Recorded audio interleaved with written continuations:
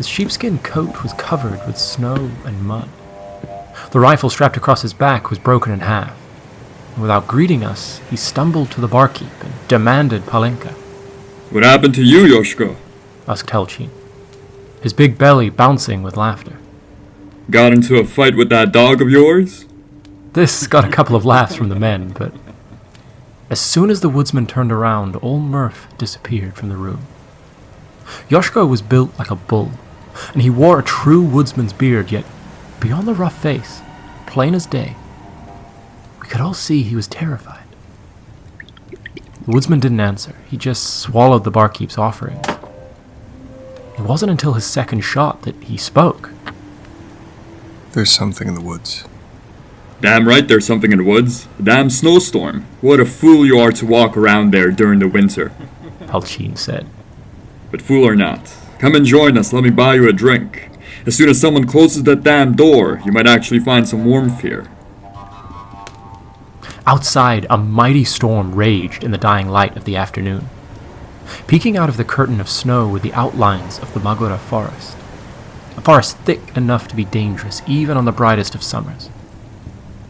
As the door closed, I quietly took pity on any man who'd get lost in that wilderness.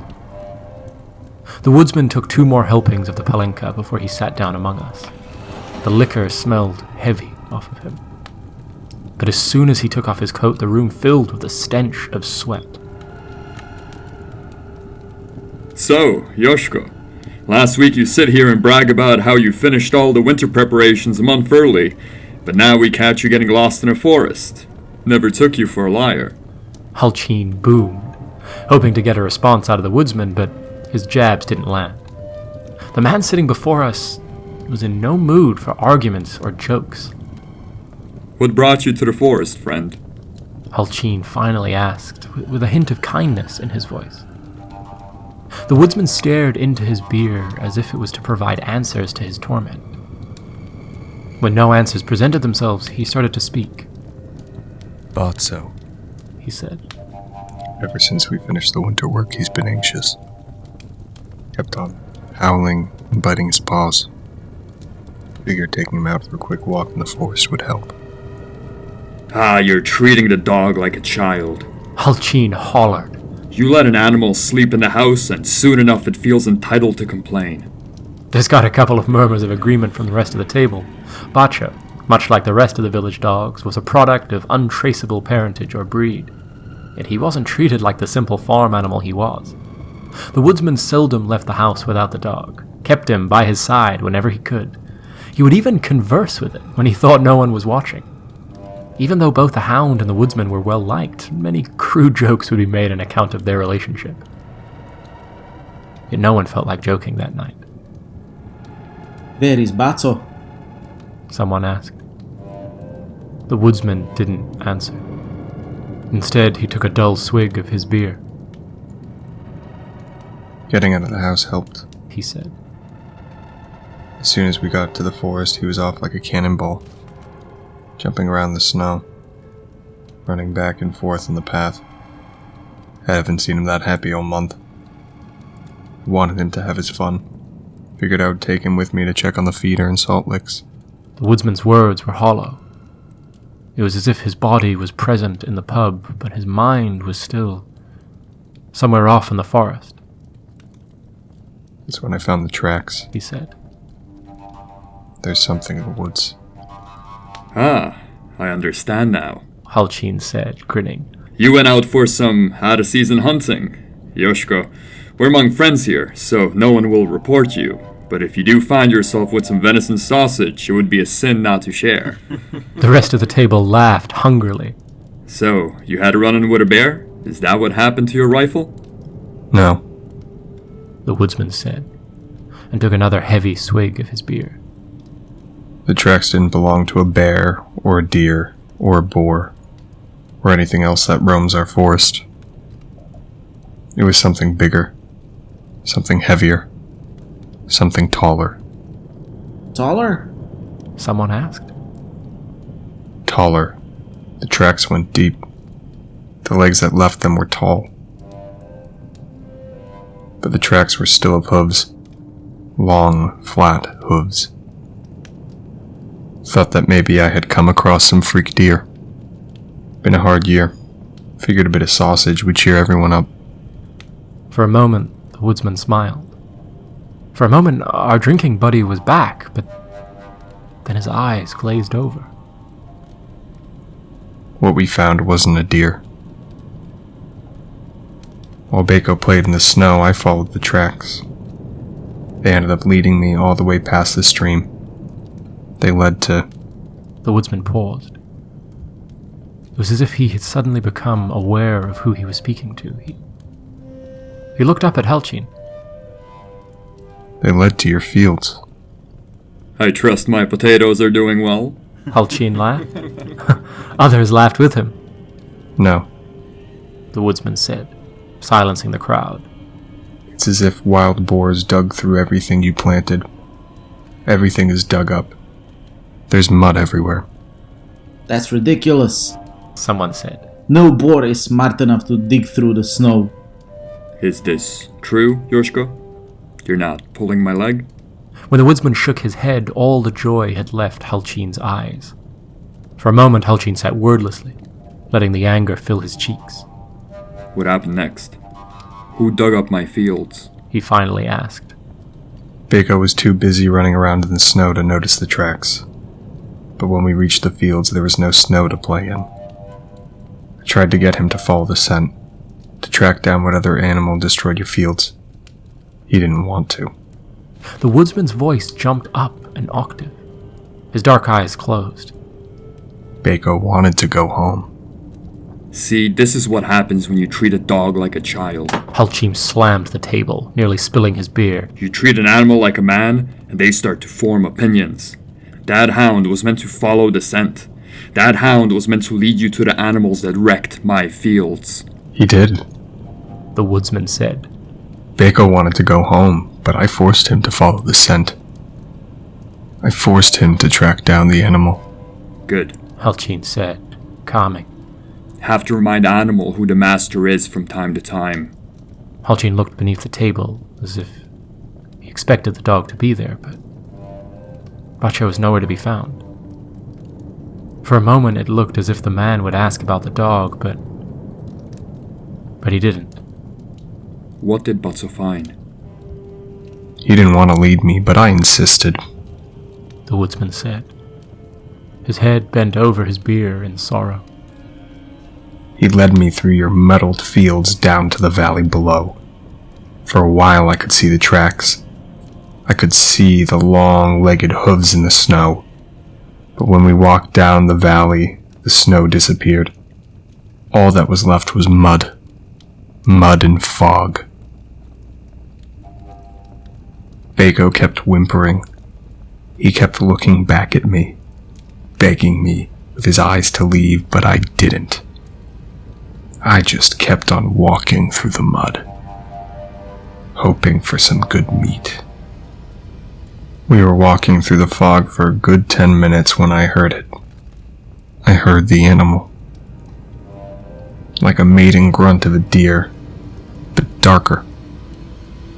I heard it come from above. Above? Someone asked. From the sky. Yoshko, are you trying to tell us you saw deer mating in the sky? No one laughed. Looking at the woodsman's terrified face, no one dared to laugh. The fog was far too thick to see through. I was barely able to keep track of Bako, but I could hear it. I could hear something groaning above us. At that point, even I was scared. I couldn't see anything. The dog was nervous, and whatever was out there in the fog was big. I tried to turn around. Finally, I was going to listen to Bako's instincts, but it was far too late. The woodsman attempted to continue his story, but no words left his mouth. He was still out there. Out in the forest, trying to make sense of what him and his dog had seen. Round of palanque on me, barkeep. Halchin ordered, breaking the tension for a split moment, yet as the glasses of clear liquid were placed on the table, the pub descended back into complete silence. Everyone was waiting for the woodsman to speak. He remained wordless until he'd swallowed his medicine. The legs. He finally said. The legs were the first thing I saw. Tall, gray legs, attached to a body I could not see. Those skeletal limbs were enough for me. As soon as I saw them, I ran. I ran and Bako followed me, but we weren't alone. The beast ran behind us. Its steps were frantic and clumsy, but it moved fast. Even on those disgusting thin legs, it kept up with us. And the groaning kept on getting closer, as if whatever was making those horrible sounds was descending from the sky. Out of nowhere, the animal put on a burst of speed and overtook us. It nearly trampled us as it ran ahead. Then it stopped. A head descended from the fog on a sickeningly long neck. Eyes blacker than the darkest night. A long purple tongue and giant yellow teeth. Staring at me was the maddened snout of a beast I could never imagine in my worst nightmares. It foamed at its curled lips. It snapped its monstrous maw. I squeezed off one shot. Went wide. By the time I loaded the next. The woodsman nodded to his rifle propped up against the table. The barrel of the gun was crushed and bent, halved by a thick-toothed pike. There wasn't a second shot. I fell to the ground, and that horrible head descended towards me. Even past the mist, I could see those dark eyes. They weren't dumb. They weren't like the eyes of an animal I've ever seen. No. There was malice in those eyes. The beast wanted me dead. Not because of hunger, not because of fear, but out of pure spite. For a moment, I was sure that my days were numbered. But then... But... someone whispered. The woodsman drained his mug and nodded. He jumped out of the beast's neck and tore into it. I didn't look back. I just ran. I left Bako alone with whatever spawn of hell that creature was.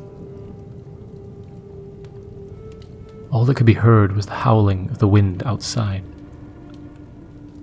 We were all trying to make sense of the woodsman's story, trying to figure out if the man had simply lost his mind in the forest or whether there was any truth to what he was saying. Halchin broke the silence with his fist. Batso died an honorable death for a dog, he said, slamming the table.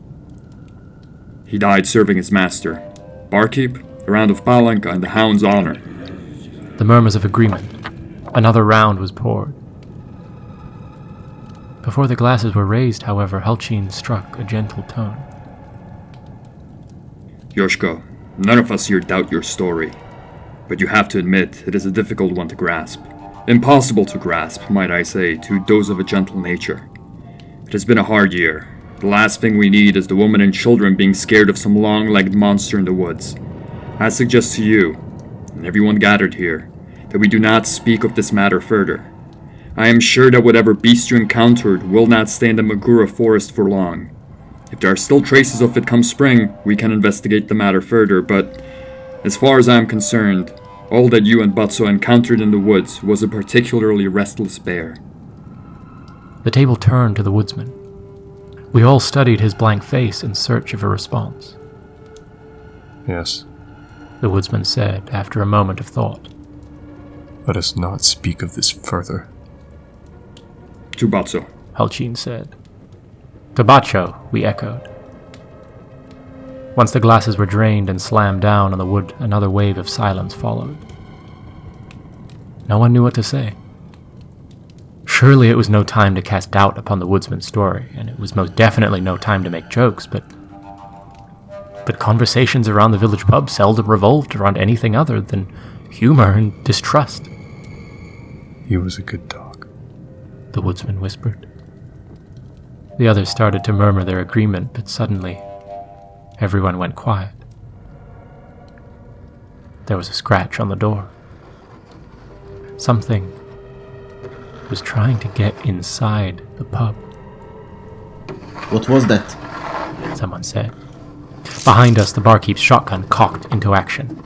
He was aiming straight at the door. The fear in the room was palpable. What once seemed like the fever dream of a man lost in the woods now seemed like an undeniable reality.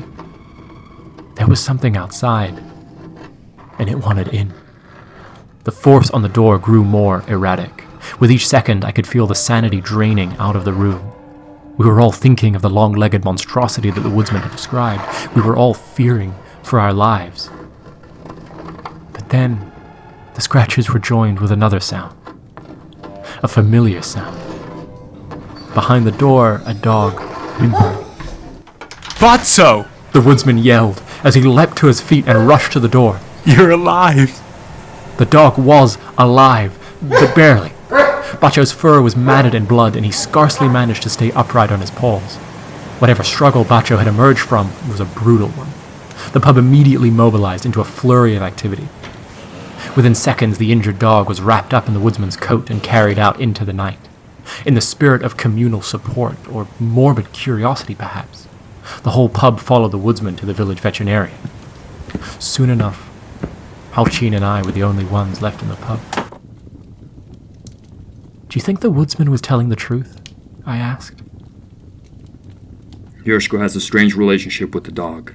Halchin said, waddling over behind the bar and grabbing a bottle of Palenka. But I do not take him for a liar, or a madman for that matter. The thought of some long-legged monster hiding in those woods, though. As the rest of the men trudged through the snow and darkness hoping to save Bacho, Halchin poured 2 shots of the clear liquid. Let me once again suggest that we do not speak of this matter until spring. Where there is or isn't something in the forest right now is not of our concern. It is winter. It has been a hard year. Let us simply tend to our homes and enjoy the fruits of our labor. He handed me the glass. I accepted it. At least the dog is alive, I said. At least the dog is alive, he said. And then, in a little bastion of civilization surrounded by a dark forest, we drank.